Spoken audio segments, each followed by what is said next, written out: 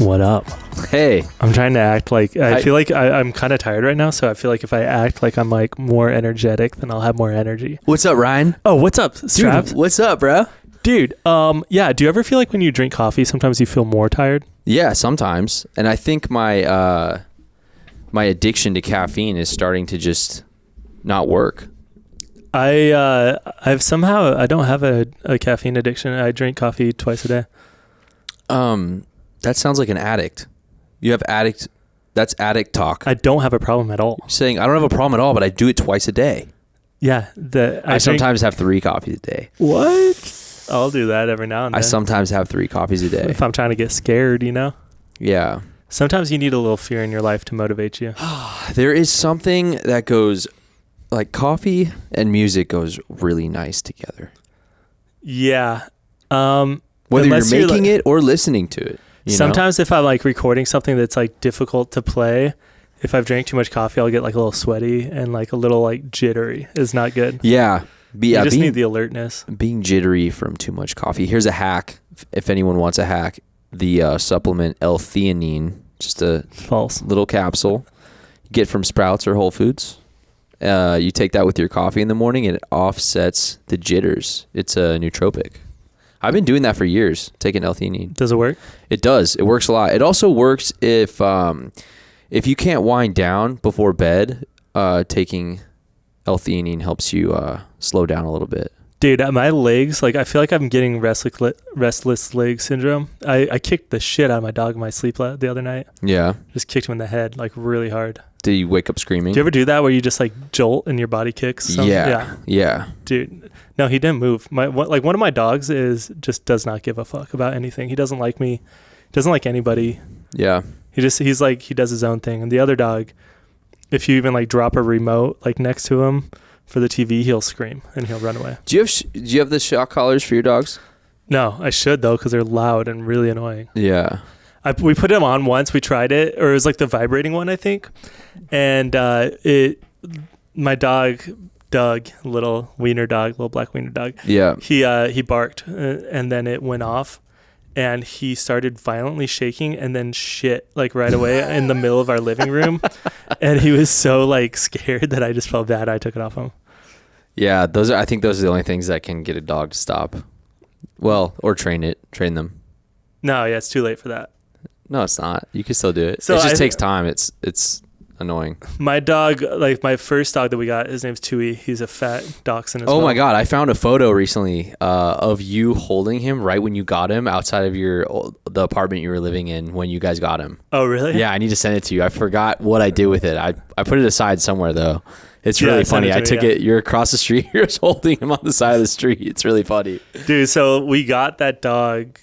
Me and my now wife were like we hadn't been dating for too long, and made the awesome decision of getting an animal together right away. And I immediately went on tour, and she's a nurse, so she was working like 12-hour shifts. And this dog was just in our apartment. He is definitely like serious problems from it. And once we got the second dog, he started doing better because he actually had somebody around. And then the second dog's completely fine, but the one dog is just such a mess all the time. Is he just anxious? Yeah, he's super anxious. He's afraid of everything. He's so fat right now, like so insanely fat. And I'm trying to like put him on a diet. Don't you have someone feeding him something that they should be eating? Somebody, my mother-in-law, this dog gets a Cheeto every night. One Cheeto. And I'm just like, dude, that is way more Cheetos than I get in a year. Like 365 Cheetos a year. Yeah. That dog's fat. So, I mean, it's like the worst thing to happen to him because he had like back surgery. I had to get that back surgery for him. It's like really bad for dachshunds to become overweight. It's like really bad for their spine. Yeah, but something about him, I think like they just get fat too. Like they get fat easier because I'm not feeding him a lot, but I think I'm pretty sure that he was getting like extra meals as well. Yeah. Like full blown extra meals and Cheetos. So I think that will do it. That'll probably make you fat. What do you think the most universally loved species of dog is when it comes down to it? Probably golden retriever. You think? Yeah. I noticed there were so many. Last time I was in California, there were so many golden retrievers everywhere. Yeah, I mean, I grew up. I had a golden retriever growing up. Yeah. They're a very like family dog. Yeah, for sure. Family American dog. Pretty like low maintenance. Yeah. Dude, at some point, I kind of want a Great Dane again. That's dope. Great Danes Great Danes are just really sweet dogs. I never met your Great Dane, but Ruby. You had that one dog, Zuby. Yeah. I remember Zuby. Yeah. She was like a pit bull. Yeah, huh? dude. Well, it was Zuba. Zuby is the black rapper from the UK, but okay. Yeah, I know Zuba. Zuba. Yeah. Okay. Do you know who Zuby is? No. You don't know who Zuby is? Uh-uh. He's like a really famous rapper from the UK. I'm not tapped in, mate. It's not, isn't it? I was listening to Stormzy the other day in my car. He's sick. I like Stormzy. That Vossi Bop is It's so still good. it's still one of my favorite rap songs ever. Dude, there's something about the English accent. Obviously, we already covered that we don't like it in everyday life, but on music, it's the best. Do you know what it is? Do you know what it is about the UK rap? What? You got that accent is just so proper that when it's meshed up with just a hard 808 beat, it's like this perfect so good. combination. Dude, Central C. That Stormzy album is crazy, dude. The beats on that album are so sick. Yeah, I like that they use like different words too, like words we wouldn't use. Uh-huh. They're like, I'll suck you in your crumpets. Did you hear about what Lizzo did, dude? Oh, I heard she's fat shaming. I heard you were really bummed about that because you're like a huge Lizzo fan. Yeah, I'm a huge Lizzo fan. I'm a massive, huge, giant Lizzo fan. And I heard she made her workers in Amsterdam like eat a banana out of sex workers parts. Are you making this up? No, that's real. That's real. Okay. That's what I haven't happened. read about a story. Oh yeah, no. So yeah, she made her like crew or like backup dancers or whatever eat a banana out of a sex worker's lady parts in That's pretty Amsterdam. Gross. Why would she do And that? the dancer supposedly allegedly said, "No, I don't want to do that." Like no, and then Lizzo's like, "Go fucking do it." Do you know something really funny? I think some of the big news like media things are doing. I noticed because I follow some of them because I just think it's funny to see what they're posting, but. CNN keeps doing this thing where like a scandal will happen with a celebrity and their like follow-up post is a picture of that person and says they have lost 200,000 Instagram followers since blah blah blah happened. They keep doing that. I've like noticed that. Really? Not I've just never them seen but that. like other news sources are doing that. They're now keeping track of how many Instagram followers you have, and then when you fuck up and you do something wrong, they're going to tell people how many Instagram followers you lost. I mean, it sounds silly, but it actually is a pretty good barometer of like the distaste that people get. So apparently also her crew, like her backup dancers one of them was like gaining weight and Lizzo had told her you can't do that, which is hilarious. That's wild. Yeah. So. Oh, well, maybe she was threatened that someone was coming for her throne. Yeah. I You don't know what know. I mean? Yeah. So we'll see, Yeah. but it sounds like not that great. Maybe it's not true, but it seems kind of true and people are going to run with it. Is there any other dude, Tory Lanez is going to jail for 10 years. For shooting Megan the horse? Yeah. That's crazy. I mean, he shot her.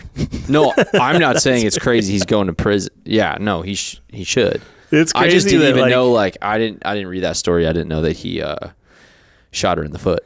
Yeah, it's really wild that Chris Brown can just like moonwalk on TikTok still, and like other people get, put in jail forever for similar crimes. Dude, is there any other musical scandal stuff that we should cover? No, I mean that is what this whole podcast is about, but I can't think of any right now. It's just like, yeah, we're like kind of like The View, but but music. But music inside of a cabin. Except for we only know facts about Lizzo. Oh man, no, yeah. I mean that is pretty. It's kind of funny when you see people be hypocrites. Yeah, like I think that what people just like really latch onto that. Yeah, I think so. I love it. I love it when I see that happening. Yeah, you're like, there was a guy that was like donated money to have the Sound of Freedom made, and then he just got arrested for like child trafficking. Yeah, but okay, I saw that movie. It was well put together. Oh, I'm sure it was. Yeah. No, but I'm saying like I thought it was a good movie. I think he wasn't even like, they made it sound like he was like a main producer, the guy that got arrested for doing it. Yeah. But he was like, he donated like money Yeah. to have it made, but he wasn't like a main. Yeah. I don't There's think kind of it's kind of crazy how much the like Hollywood and the media is trying to attack that movie. It's just a movie about like how you shouldn't. Yeah. Is it really kids. being attacked though, or is it just people saying it? Dude, I've seen some funny shit. One guy was like, we were in the movie and the strangest chemical smell started coming into the air, and you're like, come on. Yeah, nobody's guessing. I saw some stuff on CNN, and I saw some really goofy just articles that were clipped in a really weird way, where it's like, why are you even talking badly about a movie that's, I don't know. It was just dumb. Yeah. Everything's politicized. I think everybody should agree that, child trafficking is pretty fucking I think awful. that's what I'm saying. Shouldn't that be a universally like obvious thing that like that's bad and it's okay to make a movie highlighting that, I guess. It's just very bizarre, really weird. Yeah, I don't enjoy the movie theaters. I was just talking about that. Yeah, that actually, it's kind of weird actually. That and when I saw Oppenheimer were the first two movies I've seen in the movie theater in a very long time. Because I don't really like going to the movies either. It's noisy. You can't hit pause. I always have to pee in the middle of the movie. I always have to pee in the middle. Yeah, you can't hit pause. There's random people laughing at shit that's not funny. I saw, I think I talked about it, that horror movie, and like there was a lady alone with a mask on, and she was just talking to herself the whole time, and I'm like, okay, let's do that during the movie. It would be nice to have a movie theater in your house. And I'm so easily distracted by things too, that if I'm like trying to follow a story and then just the smallest thing happens, like I can only focus on that. Yeah. I went and saw, I think it was Beau is Afraid, and there was this girl sat down right in front of me. Is that a horror movie? It's a Ari Aster movie. It's really weird. Okay. It's really I think you told me about it. Yeah, it's like a psychedelic schizophrenic movie. It's really wild. But this girl like sat down in front of me, and she just had a giant iPad on, like full brightness, and she was just doing like schoolwork. And then two kids next to me. That's so fucking annoying. Dude. And two kids next to me were like friends with her and her boyfriend or whoever she was with, and they sat in my row, and then they just kept standing up and like tapping her on the shoulder and talking like in the middle of the movie. That's and so then rude. They were talking to each other. So do you know what I did? I felt amazing. What? I didn't even look at him, and I just went to make them stop. That's awesome. It's so good. Like, hey, my mom used to do that to me. It hurts. I'm just remembering. No, she would do that when she was on the phone and me and my brother were making noise and I was beating up my brother. She'd go. Yeah, and you know it's on. That's why, like, I didn't have to say anything. Was your parents do? It wasn't even like confrontational. It was just I did that, and then they like stopped and they knew. Yeah, because it's like. Let me ask you this: did your mom or dad have this thing that you remember them doing when they were getting angry? No, I'm trying to even remember a single time I saw my parents angry. Did they not really get? They would not really get angry. I think my dad would get like flustered. I don't know. He would get flustered, and he would just Fluster your father. Like, oh god! And he would call me by the wrong name. He'd be like one of my my brother or my sister or something. He'd call me my dog's name all the time. He's like, oh, Phoebe, and I'm like, what? So used to yelling at my dog. Yeah, he would always do that. That's the only time he would get flustered, and then just always say the wrong name afterwards and yell, like not yell, but be like so obviously frustrated. Yeah, I remember weirdly getting a thrill out of pressing buttons when I was a little kid. I was the kid that like my mom would say, "That's hot, don't touch that." I would touch it. Yeah. Or like I would just pick something up and just see how hard I could like just push it together until it broke. Like I would do that with like a glass like cup. Just like grab it and break it. And my mom was like, "Why you do that?" I'm like, "I don't know. I just wanted to see how." Like it was so annoying. But anyways, my mom would do this thing, and I was talking to my brother about this recently, and it's so funny, but she used to do this thing where when we were fighting and making a bunch of noise, she wanted us to stop. She'd say, "Guys, stop. I've had it up to here." And she'd put her hand above her head. Yeah. Like, "I've had it up to here with your shit." She'd say that. And then so that one is really funny to me. Just to like, what do you mean? Like you're only, and we would. And she's pretty short. So when yeah, she did she's that, pretty it's still short. probably shorter So than you I remember guys, when she'd walk away, we'd be like, "That's funny because you're only this tall, Mom." Oh, and then Colleen. and then there's another one she'd say where she would say, "I'm about to blow my stack." That's when we were like screaming and fighting each other in the back of the car. She'd yell, "I'm about to blow my stack," and she'd yell it, and that would egg me on even further. I can hear it in your mom's voice right now. I'm about to blow my stack, but like it was that was her limit when her limit was breaking. That's what she would yell. I feel like your dad like really relished in tormenting us.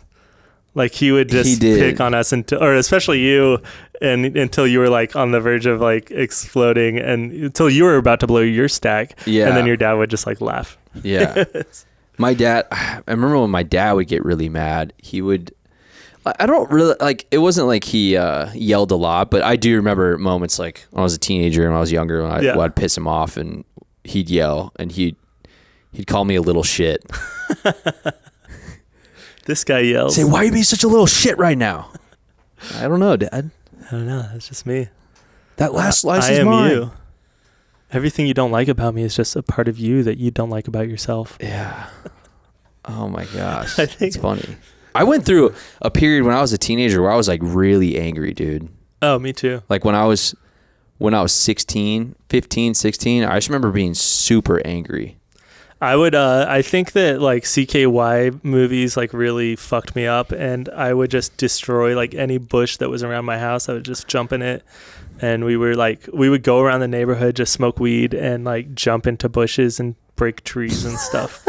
I remember one time I'm picturing 16-year-old Ryan jumping into a bush. I went egging, like we were gonna go egg somebody's house, and we turned the corner and there's like this guy who's like a cop that lived there, so his cop car was in front of his house, and I was like, I got it. And so I grabbed the egg and I just go as hard as I can to throw it at this cop car, and the fucking window was up and I cracked the egg on the inside of my friend's car. No, that's terrible. Oh, like you in the car that you were in. So like I was trying to throw it at the egg cop car, and then my hand just hit his window as hard, like the inside of the car as hard as it could, and an egg just went down my arm and into my lap. Oh my God. Yeah, we used to go around. We do a lot of shit. I remember one time like we the cop showed up to my house once because we were using one of those water balloon launchers. Oh yeah. And me and my little brother, instead of water balloons, we were picking lemons off of the trees in the backyard. That's a good one. And launching them over the wall onto the roof of Barrow's Pizza in Bahama Bucks. Yeah. You know, I lived right behind there. They're probably just people sitting in there just like Bro, dude, you got to think, if you're launching a lemon that's hard 100 feet in the air and it's hitting the ceiling, they probably didn't know what the fuck that noise was. So they called the cops, and then the cops showed up to our house, and dude, my mom was so angry. She was so pissed. It's like, you bought it for me, Mom. I remember we didn't like this one kid in the neighborhood, and we got sticks of butter and rubbed it all over his dad's car windows. Just because you didn't like him? Yeah, and so like, and it's impossible to clean because you can't spray it off, and it's just oil. Oh, and we so should you have just done can't that. see, We should have done that to B Foundation's van. Yeah, we could still do it. I'm sure they still have a van. We could go find them somewhere. And yeah, butter was a good one. That's annoying. Butter. Yeah, and it's like the dad was just like, that was like a stray bullet for him. He's just like, what the fuck, bro? You can't go to work. It was on his mirrors, on his full front windshield. You can't, like, you have to really scrub it with some Dawn, I'm assuming. Some Dawn. It works on ducks. It'll work on your car, I think. Yeah, we used to do bad shit, dude. Breaking in. We like... Breaking? You broke and enter? I mean, yeah, not houses, but like businesses when they were closed, and we just walk around. Seriously?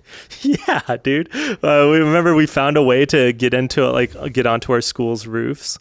And so like you could that climb was a up. thing that kids would do in middle school. I remember that. You could climb up the vending machine. Had like a perfect like ladder system on like had like this gate on the outside of it to protect it, but it worked as a ladder. So you could climb up that, and then you could hop on the roof.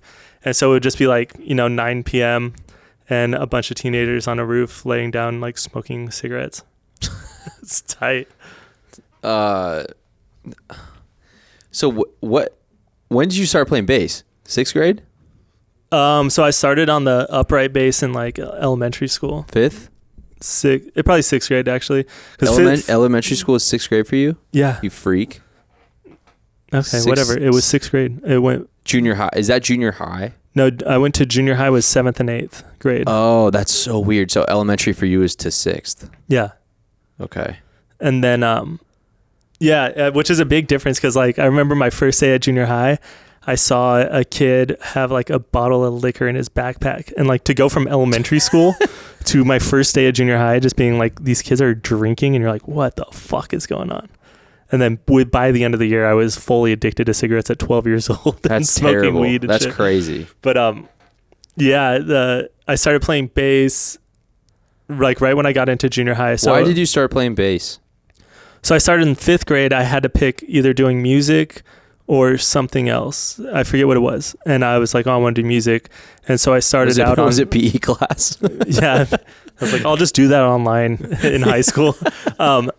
And so I started on the violin, and then I saw the cello, and I moved over to the cello and played that. And I really liked that. So that was all that same year. And then I decided, I was like, oh, I saw a kid with the bass, and it was like the biggest instrument that you could play there.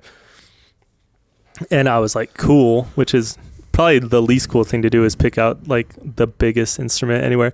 But I started playing the upright bass in 6th grade. I did that then. And then I played upright bass all the way through the end of high school. So until like through senior year, I was still doing it.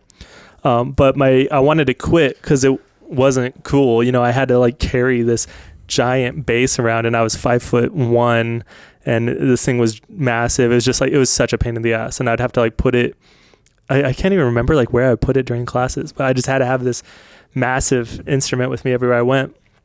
And so I was like, I'm going to quit. My parents were like, well, we'll buy you an electric bass if you stick with it through junior high. And so I stuck with that. Did you want one, or was the deal like you asked for an electric bass, but they said, if you stick with it, we'll then get you the electric bass? So I wanted to quit the upright and only play electric. I wanted an electric bass really bad. Yeah. And they said they would only buy it for me if I stuck with the upright bass. Yeah. And so I'm glad they did that. And so they bought me my first bass. So did you then start taking lessons from a new person? So that's the teacher was the same teacher for like a small amount. And then I found another teacher who was this super weirdo guy, but he was really good, like really good bassist. And then he ended up being like one of the most influential teachers. It was like him and then my actual high school like orchestra teacher were the two most like influential people on me actually like progressing and getting better. And like they just believed in me right away. And they like, there was a time where my dad lost his job and he was like looking for other jobs, and he said, you know, we can't do bass lessons until I figure this out. I just want to make sure we're okay. And my bass teacher was like, you're my only student that actually practices and gets better every time. So he gave me free lessons for like 3 months until my parents like paid him back for the time afterwards. But yeah, he was like really influential. Eventually I invited him to one of our Catastrophe shows, and he came, and afterwards he said, yeah, that was interesting. And he never talked to me ever again.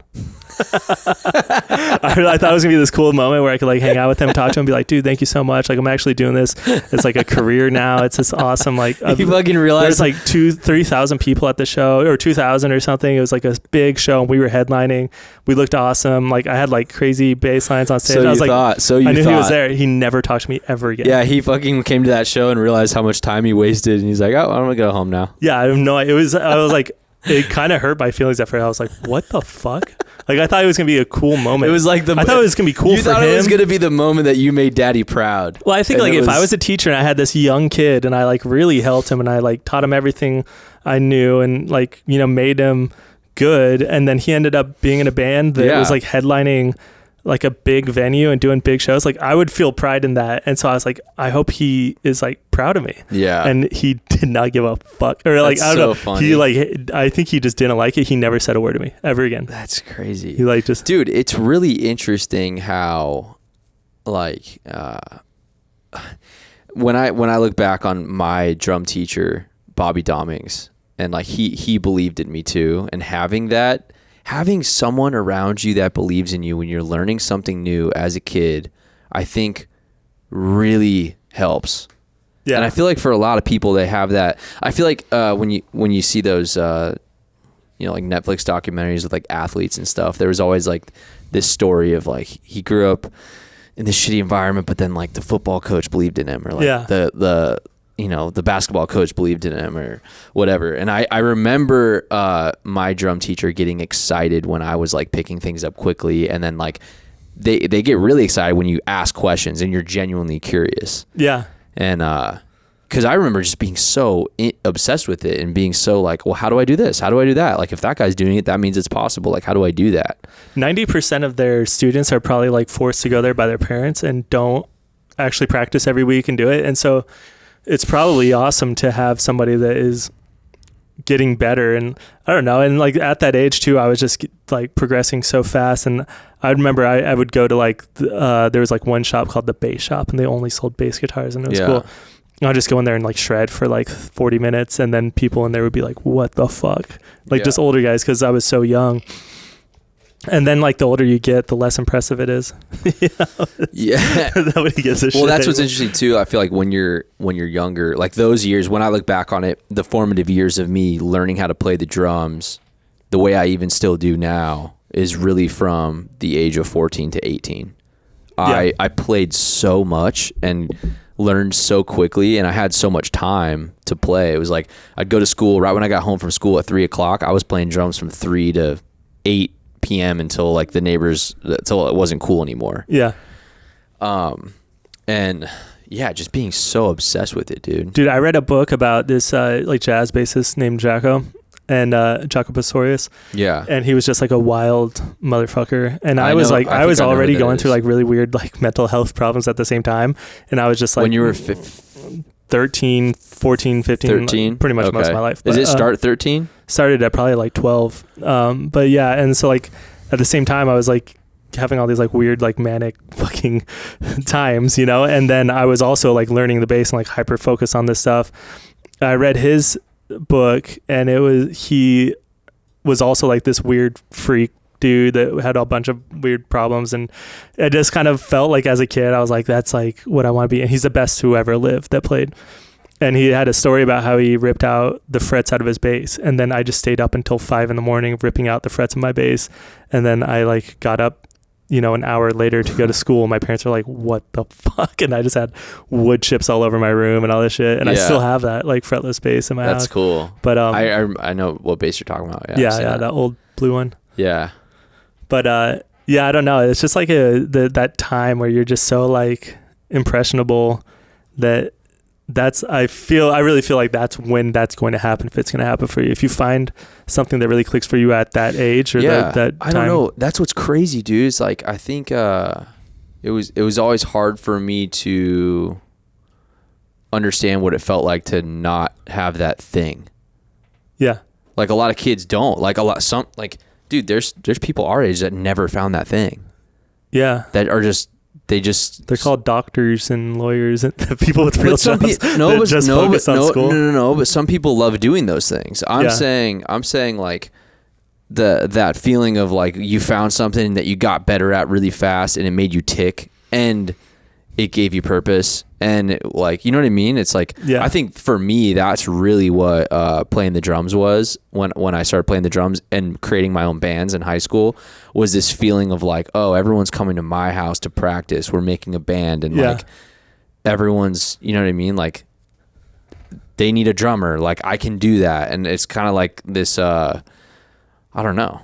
For me, really I sucked at everything else. Like I was awful. I was horrible at sports. I was horrible at video games. I couldn't play them. I couldn't pay attention.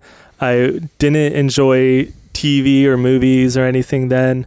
It was just, I sucked at everything. Like I wasn't good at school. I couldn't pay attention.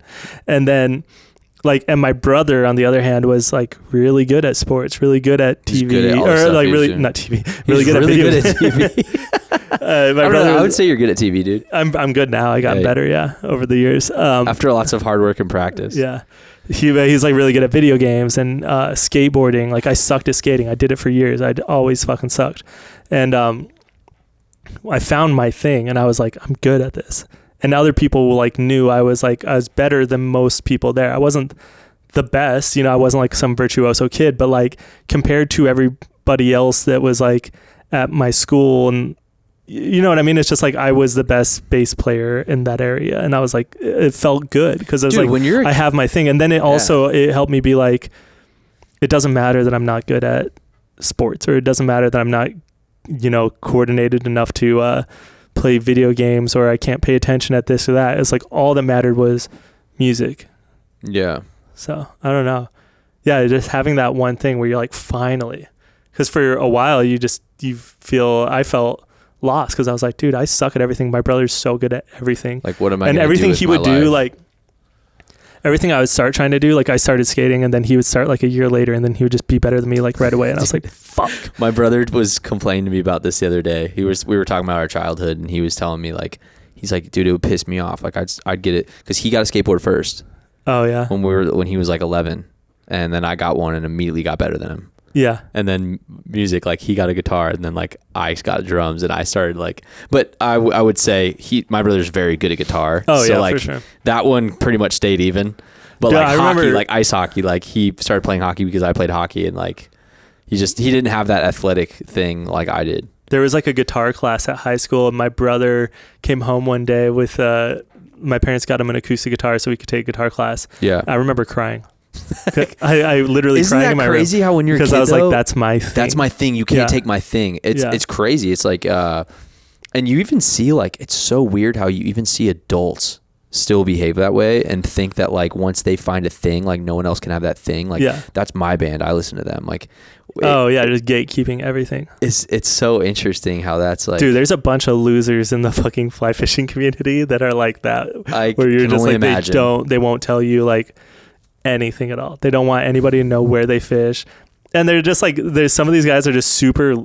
They're like, I hiked 7 miles to get to the spot and blah, blah, blah. And you look at them and you're like, no, you didn't, dude. You found a spot that you could drive right up to. You found a good spot and you're not telling anybody about it. Yeah. Which I get to a certain point, because you don't want everybody to like blow up your favorite thing, and then suddenly there's a bunch of people there and then it's like actually ruined. But like there's ways to like go about letting people into what you love. Like, isn't it more fun to enjoy something with other people? Yeah. It's like scarcity mindset. Yeah. Thinking that sharing something with someone else is gonna, dude. Even as a band when we were younger, we kind of had that fucked up mentality towards things where like other bands in our scene would get a tour that maybe we had wanted and be like, why the fuck did they get that tour? It's like, yeah, whatever, dude. Like there's gonna be more to go around for everybody. But when you're younger, it's harder to think like that because I don't know, you're just afraid that everything's going to get stolen from you all the time. Yeah, I remember just thinking that we were like so much cooler than everybody else, which is funny. But I just remember being like, dude, we're so much cooler. And like I just thought that we were better. And like you kind of need that level of like, I think we are. I still do too. To be honest, I do. But it's just that you need to be able to, I don't know, just like fully believe in yourself about something. It doesn't have to be big. It doesn't have to be a skill, but just like having something there, you know, that like you can do. And if you don't have that, then, I mean, it might be just like you're the best at doing your job, or you're the best in your position, or you're really good at watching TV, you know? Yeah. Yeah, for sure. Yeah. It's fun. It's fun getting better at new things. Yeah. I love just learning new stuff. I think that's what's for me over the past couple of years. I've been so busy in the studio working on producing and engineering and just getting better at it and doing it over and over and over again and constantly going to the studio, you know, like usually like 6 days a week. And it's funny because it's like I don't feel, there's so many moments where I don't even feel like it's actually a job, because I really enjoy doing it. It's super stimulating. And for me, it's very fulfilling because I'm actually adding value, and like there is a purpose involved with that job too, because you're helping other people get their ideas out and make it like something that actually exists. Yeah. And that to me has been like just the process of that over and over and over again. And then small, like every once in a while getting these clicks where something will click and I'll be like, oh, I like cruise through that. Like I'm really getting a hang of this now in this program, or the way this works, or you know what I mean? It's like everything starts clicking into place and you're like, oh shit, this is fun. Yeah, for me, it's all about like the progress and finding like small progress. So everything I do, That's what I I'm like saying. being able to see my progress. So it's like if it's with like health or like trying to like starting to work out and just, I'm not, it's not about making like massive change right away, but for me to be able to see small progress is enough to get like really excited about things. And with music, and things become easier, parts are now easy to play that used to be hard to play. And it's like just having these little like tests all the time that show you like, oh, like you are getting better. Like, yeah. whatever it is, even if it's not necessarily like something that changes your life, you know what I mean? It doesn't have to be like your main skill or your career or whatever, but it's just like finding little things that you're improving on all the time. Like for me, makes me tick. Like that's what gets me going, Yeah. Learning. Like I think it's easier as you get older to just stop learning and be like, I'm good. You know what I mean? I feel like a lot of people get to that point where they just don't want to keep you get good enough. Like, keep oh, pushing, this is fine. keep pushing the potential. And then it's like, well, fuck dude. Like how much better could you be? You know what I mean? Yeah. Like how much better could we possibly be than we are right now? Like it's really limited to your own belief, I guess. Yeah, you just got to keep going. No, it really is. That's what's But it's crazy. like if you don't want to, then you don't want to. But like for me, the way that I feel like I'm wired is I need to always be doing something new or like different. Yeah. And if I feel like I'm not, which is like over, the last year, there are times where I feel like I'm not doing anything that's progressing at all. And that's where like the scary comes out, where you're like, what is going on? Like that's where I start second guessing like your everything. anxiety and stuff. Yeah, I think so. It's just I'm so like I always have to have that like little bit of like little wins here and there of just like always doing something that I know I'm getting better at, Yeah. Yeah, and it really only comes from like continuous hard work. Yeah, I mean there's no like continuously quick showing way up. to do it. Yeah. You could take tea like me, but No, there really is no substitute for that. Like even if you look at the last 15, 16, 17 years that Catastrophe has existed, it's like there was never a moment that was like, oh, this is what changed everything. It's like it was just doing it over and over and over again. It's like, all right, when one album wasn't the one that blew us up, we made another one. And that didn't work, we made another one. Yeah, and this you tour like didn't don't. work. It's so like, slow, oh, you don't another even one. see it. You know what I mean? And like, and then it takes for like what happened with us, and you just look back and you're like, whoa, we Yeah. did it. And you're Like we were whoa, already there. did And it. like I always thought that nothing's ever good enough, and it depends on how you look at it. But like I'm trying to look at things more instead of like nothing's ever good enough, but more like I do have drive to go do things better all the time. So I'm just gonna keep doing that, and I can find other ways to get that like fulfillment in my life. Yeah. Yeah, dude, it's kind of crazy. Everything that's happened. Yeah, it's been There's so many it's been a hours. Like ride. I have it's so weird. I remember so many times on tour where I'd be loading my drums into the trailer after the show, and it was like cold as fuck, and like maybe it was a shitty show. It's just like whatever. It was like a shitty day. And I remember always having this like voice. I don't know if it was like a voice or just like a feeling inside of my head that was always just like, dude, you got to be doing this. Like you just got to keep going. Yeah. Like you're in the right spot. You're exactly where you're supposed to be. You just got to keep going. Like I remember having that feeling like within me, like all the time, dude. Like I remember thinking about it after tours we'd finished. I'm like, why does it feel so right to me that we're doing this even in a fucked up situation? Yeah, and you're not where it's eating like or whatever. I'm broke as fuck. Like how am I going to pay rent when I get off this tour? And just knowing like, oh, we got to do it. And then now fast forward all this time, Andy dies, just to see the like what we have done in that time period with Andy being here, and like how it affected people and shit. It was like, oh fuck, well maybe that's why you had to keep doing that. You know what I mean? Like, I remember being on tour and it'd be like rough, and then I would see like other bands we'd be opening for and how cushy their tour seemed, and like ours was just brutal. Like we weren't sleeping, we weren't comfortable at all, we could barely afford food. And then you see bands that like have crews do everything for them. And I just remember thinking like, I have to do this and I have to do all this stuff if I ever want my life to be like that. if I ever want to be comfortable on tour and, you know, have like the reward of, you know, the crew doing stuff for you and making your life easier, and like you get to the point where you can finally afford to pay other people to do jobs that you don't have to do yourself, you know, split among 4 people. It's not many people to do everything that you're supposed to do. And so I just remember being like, I'm doing all of this and I'm living like this, and it's hard and it can be like super brutal, and you always second guess on like, why is this even worth it? But then I like would always have that, like, I have to do this if I ever want that. Yeah. But going back to what you said earlier about it being within the process is like, the craziest part is that you think that when you're in it and you're younger, but like even getting to that point, like, all right, say we make it, we're on a fat tour bus, we got tons of crew, I never have to load my drums for a show again. That, yeah, it's comfortable, but that's not the ultimate reward. Right. At all. That's like that's just the shit that comes with like gaining more success. Right, yeah. But like that's not like the big reward is like, fuck, dude, more people can hear our music and like it could help them. That's like the big goal. You know what I'm saying? Yeah, it's just like, well, and just having your life be like, that's what you do, and like that's you're able to survive off of like art that you create and this like fun thing that you started, you know, with your friends, and it turns into something that like connects with other people, helps your life, helps your family's life, and all this stuff. Like that was like the big thing. But it's like, even then, I don't know if there would ever have been a time where I would have been like, oh yeah, I did it. You know what I mean?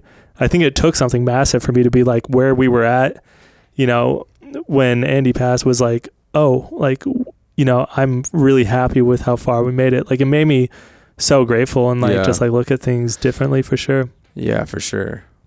Yeah, it's so easy to like, yeah, be always 100% focused on the future and not see it when it's happening and like be in those moments. I feel really grateful that even like our last show, for example, is such a funny, like the last show with Andy at Red Rocks. We walk out, we start playing the intro, and I remember the first like 2 songs of the set, I was like really stressed out because I was so excited for that intro jam to go well, and your shit started breaking down, and like I got really angry actually in the beginning of the set, and I was like, what the fuck, like, and I had some weird shit going on in my monitors, so I was just like, you know, I was in this. I remember you yelling, and I looked at you, and I was like, chill, I can't do anything. Like, no, I wasn't yelling at you, but I was trying to yell at someone side stage because I was having crazy feedback and all this shit. Anyways, we get through those first 2 songs and then it immediately shifts. It's amazing. Yeah, it's like the best show we've ever like played. In the moment. I'm totally present, like actually experiencing what we're doing. And I'm so happy that I was able to actually be there and not just be going through it, you know? Cause like I've played so many shows where like, dude, there's been plenty of shows we've played in front of like 10,000 people where I just kind of like, whatever, I just get through it. Yeah. And I'm not even like, I'm thinking about some shit. You know what I mean? Oh, dude, there would be times where I like think of like, I was like, where am I going to go eat after this? And I'd be on stage. But you think about like just like dumb shit and and then you realize you're like, what's going on? Like, I will say though, the majority of shows that Katastro's played, I am in that flow, focused, present, nothing else exists. I'm playing the drums. Oh yeah. And that's like, it happens sometimes. It's like, it's a off day. You're not, I don't know, it's anything, like anywhere you go, like you just have days where you're just not fully like, things aren't clicking as well, especially if you add in like not eating well, not sleeping well, and all this other stuff. It's like, there's days on tour where you're just like kind of spaced out, like what the fuck is going on? I don't feel great. I feel kind of sick. And then you just start thinking, and then you're like, oh, I'm on stage right now, like doing my everything I dreamed of, you know, my entire life. And I'm just sitting here like worrying about like absolutely nonsense, you know? Yeah, dude. Like how much of a bummer would it have been if like I did that with our last show with Andy? Right. Well, dude, I mean, I was on the verge. I remember because I walked out, you know, massive show, tons of people at Red Rocks, biggest show we've ever played at Red Rocks. And I'm like, fuck yeah. Because there's no better feeling. And we talk about it way too much, so we won't talk too much about it. Yeah. But I put my bass on and I'm ready to play like the dopest intro that we made for that show, which we never, ever played, ever. Because the first note I play, my bass cuts out. And then I'm just like, of course. And it was a bass-driven intro, dude. Yeah, it was so all like bass, me and Tanner immediately were kind of like, yo, what do we do here? Yeah, it was It was not a good start. But like that's also something that would happen all the time, where just things always go wrong. So it's like you don't know if you walk up, you could have a perfect sound check, and that's how it always works. Is my sound checks would be great, and then first note I play, it's like, hey, you guys never turned my bass on in the front of the house. Or, that is, besides Andy like over and over asking the front of house for more reverb, Andy never. He was always really good about keeping things moving when things got bad. Yeah. Like he would never show disappointment on stage or like show like that he was upset about something. He would just keep it going. And then after, I'll always remember this, but like after we played our worst sets, like if you look at the worst shows we ever played as a history of the band, I remember Andy was always the one after the show be like, it's all right, guys. Like, it's like trying to tell us like it's okay. Sometimes he was like, what the fuck are we doing? Sometimes, but the times I just remember like a lot of times where him being like, dude, it wasn't that bad. Like what we were tripping and thinking like we played bad or something. Him be like, dude, it was all right. Or like sometimes I think he was even trying to convince us that it was okay when we all 100% knew and even him knew it wasn't. Show. Yeah. But I remember him getting, dude, like how many shows did we play? Well, for so many years it was Tanner. Like every single show, his guitar would just get like completely out of tune out of nowhere, and we're like, "What the fuck is going on?" Or like he would break a string, his amp would just shut off. One time, like a stagehand like spilt a full bottle of water into his amp, like while we like first song. And it just like shit was always happening. So it was always like Tanner's thing. We would always like make a little joke at him, like something short, and then like near the end. Like it was me a lot, because we never bought like new gear. We were all using this like 14-year-old instruments that they were never like taken care of by anybody else, and it was just like they're just shaking around in the back. So you just don't know. Like you'll get there. I remember one show. There's a tour, and we show up in we played in New Mexico, and we show up in Colorado, and I open up the trailer, and my amp was missing, and I just left it at the venue the night before. I had to go the whole tour without an amp, and I was like, did you guys load my amp in already? And then I knew you didn't, because I was the one that opened up the thing. That was in Albuquerque, and like the band from I left it in Albuquerque, and a fan like picked it up and saved it at his house for a month. And then on our way home, he like woke up at 4 a.m. so that we could stop by and like put it in there on the way home. That's tight. And I got really used to not having an amp, and I never used one again. One thing I really miss, which this always made us laugh so fucking hard on stage, but I remember when you first got your sub bass synth. Oh yeah. And every once in a while, I mean, this happens to everyone no matter what, but every once in a while you'd hit a wrong note. And with a sub bass, it's the loudest thing. Like you feel it. Like you feel your body shakes. You feel like if you hit a wrong note on that thing during like a chorus or something, you feel it within your body that it's wrong. Yeah. And when that would happen, I don't think anything would make Andy happier. He would look back at me and Tanner and just laugh and look over at you like, what's going on over there? Because I don't know. It's just, I remember all of us, anytime someone would fuck up on stage, we'd all look at that person and just laugh at them. Yeah. And it was like a really learning to not get upset at that stuff, because in the early days we would get mad, like we'd be like, what the fuck's wrong with you? You ruined it. But now and then we'd just start laughing, and we'd be like, whatever, and or like just try to not make any face so nobody knows, because nobody really knows unless everybody on stage is like, what the fuck, when someone obviously fucks up, like if Tanner's like, say it's a part where it's just like he obviously hits like a bunch of wrong notes, Andy would just it would like almost make him happy. He thought it was like funny. It was funny. Yeah, it was really funny. Well, especially with like the synth stuff, because like I never played the piano, so I would make these like bass synth parts that were only like 3 notes, but to me, like I could play the bass guitar, I can play anything on it, like almost most songs ever made I can play on it, you know what I mean? Yeah. But when it comes to this thing, I was having an incredibly hard time playing 3 notes in order, you know what I mean? Yeah. So like going from playing bass when I know it, and then now it added this whole new dimension on stage where that can go wrong, and it kind of like got exciting again, where I was like, oh, this is fun. I had to like really focus on. I remember the first time I ever did backup vocals live. This couple came up to me that was at the show, and they said, you looked really nervous.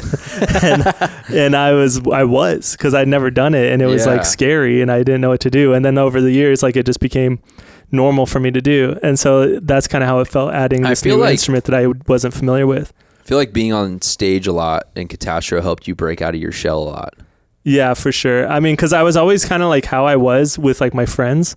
but I wasn't like publicly a weirdo or like going crazy. And then like I had to stop, like once I think I was really self-conscious when I was younger, and like being on stage and like I would remember feeling like self-conscious about like, did I look weird on stage? Like, was I moving around weird or whatever? And then once it clicked and I was like, I don't give a fuck. I need to go as hard as I can. If anything, people are going to remember that I looked like I was doing everything I possibly could. Yeah. And then that's when it like switched for me. I was like, I was just going so hard every show, jumping up and down, you know, it was just like, yeah, 'cause if you're worried about that stuff on stage, you can't possibly play as good as you could if you were just in it. Yeah. And you're going to look weird. And I used to be really serious about like trying to play perfect shows where I didn't miss up like any note. And I kind of over time was like, I just want to have fun. I want to play this show right. And like mistakes are going to happen. I can't like think about everything, because then I'm just standing there just thinking about all these intricate it becomes different this technical parts. You're treating it like a doctor. Yeah, and like it's not. It's like, dude, nobody gives a fuck at all. Like nobody at the show is going to be like, you missed one note. You know, they don't even know. They can't even hear it, you know, most of the time, unless it's on the synth. But then they like would look. But then it's like, that's why in a way it was like, okay, now I'm just going out every single day. I'll look at people in the crowd that looked like they weren't having the best time. Like they didn't know who we are at first. And I'm just like, I'm going to go as hard as I can until I see that person like bobbing their head. Yeah. Like I want to like make a statement every time we go out. Yeah.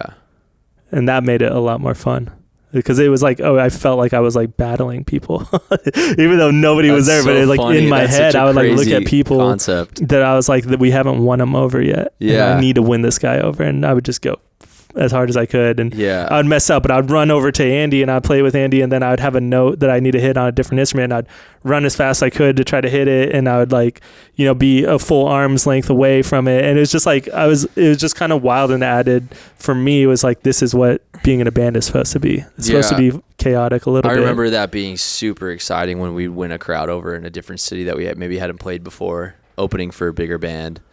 And that feeling of knowing like, oh, they fucking know who we are now. Because like, you could tell, you know, when you're playing a show and you've been playing shows for a while, you know if the crowd is genuinely into you, or you know if they're not into you, or if you know if they're like kind of pretending to be nice for their band that they're actually there for.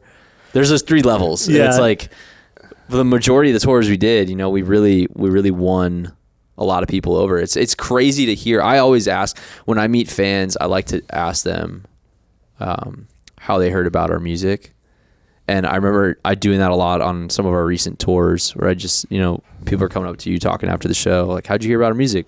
So many people are like, oh, I heard you on Dirty Head's Spotify radio, or Iration Spotify radio, or I saw you open for, a lot of them are like, I saw you open on this for Dirty Heads in 2014, or saw you open for Iration. Or it's just like crazy how much those things spiraled into I don't know, it's crazy. I remember that Stick Figure tour was a little hard on us, because like I love like Stick Figure, great guys. Like I would say that was maybe one of the hardest tours that we did, just because we're not reggae at all, and like it's just like their fans are looking for nothing that we have, you know what I mean? Yeah. And so it was a great tour. There's like sold out shows. Like Scott did great. The whole band was like awesome. But like I remember every single show, like people are just looking at us and like waiting. They're they have their like hula hoops in their hand, and they're just like, when is this band gonna stop? Well, I remember you can't hula to this. Yeah, on that tour too, that we were playing a lot of like No Mundo Lotus and Strange Nights. And like if we were to probably do like the Sucker album on that tour, it probably would have gone over okay. Yeah. But it was also the era of the band in that time was just not something that was like really working for their fans. Yeah, not at all. Remember our first tour was with Pacifier, and they had an old piano player that he hasn't been in the band in forever. It's not Mike. We love Pacifier, great guys. But their old piano player was just like, he called us like, rap rock's fucking dead. What are they doing? And I remember us being all pissed off. And then now I listen back to like the music that we were playing for their fans. I'm like, dude, that was a bad mix of music for their fans. Yeah. Like, this stuff was like, we had no sound yet. We were like learning what we were going to become, you know? Yeah. So, but yeah, I remember that was really funny. Yeah. Yeah, that's interesting too. It's like so many bands don't have the same members forever like we did. Yeah. And so it's like, you got to think it's got to be hard to find your sound if different members are constantly changing out all the time. Unless also the weird thing about Catastro in general is that there's not one singer-songwriter in the band.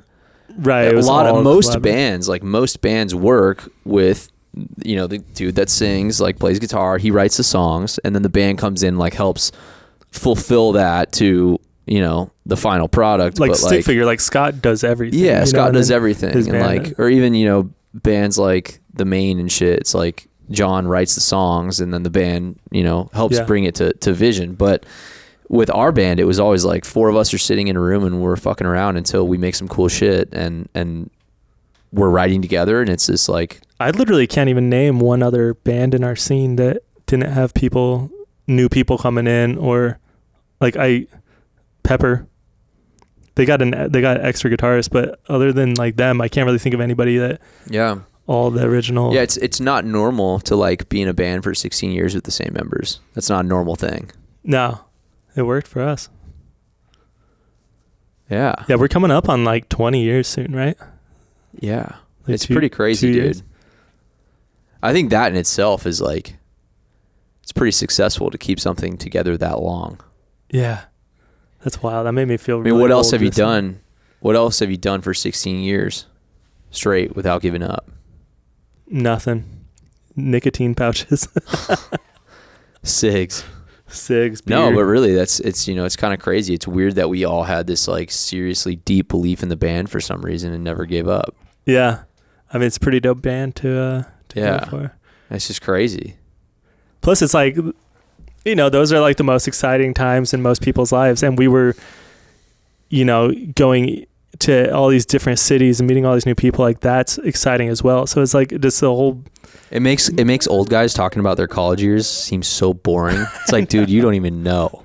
You don't even know how much fun you could have. You talk to people and you're just like, I sometimes like I have to stop myself from telling stories because I realize you're being I have a story. Yeah, I'm unintentionally like being the one-upper guy. Or it's like where they'll say something and like, oh yeah, well I like one time vacationed in North Carolina. And that's cool. One time I played a show in front of 2,000 people there, but that's pretty cool, dude. But you have like 5 stories in every state. You know what I mean? And like I know like where everybody's from. I know something about that city that I've been to. Yeah. And it's just like... It's an easy conversation starter. Yeah, for sure. But yeah, you have to be careful not to be that like... annoying guy. Because it is annoying. In my band. I'm in a band. Remember those people that would just like always... any conversation in public, they would just start talking about how they're in a band because they want everybody to know they're in a band. And they wear their tour laminate even though the tour ended 2 weeks ago. Yeah. That shit's sick. That is I'm going to start doing that actually. I probably will be that guy when I'm like 40. I get all my laminates back on. You just haven't played shows in 20 years and you're still talking about it. Yeah. Yeah. I don't want to be that guy. That was my biggest fear was being the like delusional artist guy that's like too old to like do it, but still thinks it's okay. You know what I mean? Yeah. We all have seen that. I don't know. Or like the guy that just never moved on and like continuously just tells stories for the rest of his life of touring. Yeah, I didn't want to be like that. Like I used to be in a band. Are we doing that? Is that what this podcast is? Fuck yeah. Are we just fucking... Thank you guys for coming to camp. We're just... Yeah. We really have. We are those old guys just sitting reminiscing. Yeah, no, we kind of are. But you know what? I kind of like. I think we need to get it out of our system so that we can really move forward in life. But to me, it's fun talking about some of those experiences because I feel like it gives my memory kind of like a reboost on. I think it helps me hold the memories intact better by like talking about things and like laughing about stuff that's happened and. Because every time we sit down, we remember something completely new. Because so many of these memories from all the like super meaningful years we had together, they're like screenshots in my head that are just straight up some of the best memories of my life. Yeah. I mean, all my best memories. All the best memories, you know, it's just... It's not normal, dude. Not a lot of people are ever going to do the stuff that we did. I know. And when you think about that, like you really think about that, it becomes that much more meaningful. It's like, wow, damn, I'm so blessed, dude. Like, how did I get these opportunities? Like, because we didn't really do anything to deserve that. It's just like we didn't stop believing in ourselves. And when the doors opened at the right time, we said yes and we took the opportunities. And, you know, I don't think there were a lot of jump off the cliff moments where you like just had to jump and you're like, okay. And then something would always happen that gave us this sign that was like, you guys got to keep going. I think that was the big difference. It's like, there were plenty of times where the band could have ended. I really believe this. Like, there's a lot of times the band could have ended if that one thing at that right time didn't happen for us to like believe it was okay to keep. Like, we kept getting these small signs, and I don't know what the fuck that is, but like there'd always be something that would happen when we were like about to just like call it. Right when it got to the unbearable point like where you're like, it isn't worth it anymore. Like we'd be in conversations about that. Yeah. Like I remember talking to Andy all the time, dude. Like, bro, even like 2 years before Andy died, like I remember having a lot of conversations with him and both of us talking to each other and just being like, dude, I don't know how much longer I can do this. Like, I got to make more money. Like, I can't, like, this is not good. Like, I have to make more money to like provide. Or it's like we would get like an offer for something and be like, this is what we're excited about. You know, I remember him saying that. But getting in these conversations of hypothetical like future scenarios where we're not doing the band anymore and what are we going to do? And like, it would usually be funny and like talk about it. But you know, it's just, I don't know. It's crazy. I think it's important that people know that shit, because it's like sometimes I'm sure the outside perspective of looking at our lives is like, oh, they're just like super successful. They got all figured out. But like, there are so many times where we were so scared of the future and constantly, just like it was always a roller coaster. And just bummed out, dude, because it's like it's not easy to make a living making music. No. And you know, I don't know. But yeah, I think we all had it in that like we just couldn't give up on what we were doing. And now it got to that point too where we're like, we worked this long our entire lives on it. Are we just gonna stop now? You know what I mean? Yeah. Like what? And it's crazy how many fans, how many people out there that are listening to our music still, that haven't given up on us even after Andy died. It makes you wonder, like, I don't know, just where things are gonna go. You know? Yeah, I think there's still a lot of story to tell and a lot of cool shit to do. So life is good, man. Life is rad. Yeah, it is. Well, should we keep this one a shorter one? I have no idea how long we've been going. I think we're at an hour. Yeah, Stevie boy. Oh, yes, sir. Oh shit. Okay. That's perfect. We made Stevie get a mic. Yeah, we did. He's in. So if you ever hear that disgusting, horrible voice in the background, sorry, everyone. That's our guy, Stevie. That's our guy. Or behind the scenes guy, Stevie. Yeah, dude. Yeah. Cool. Yeah, let's call it. Sick. All right. Thank you all for coming to camp. See you guys next time. Later.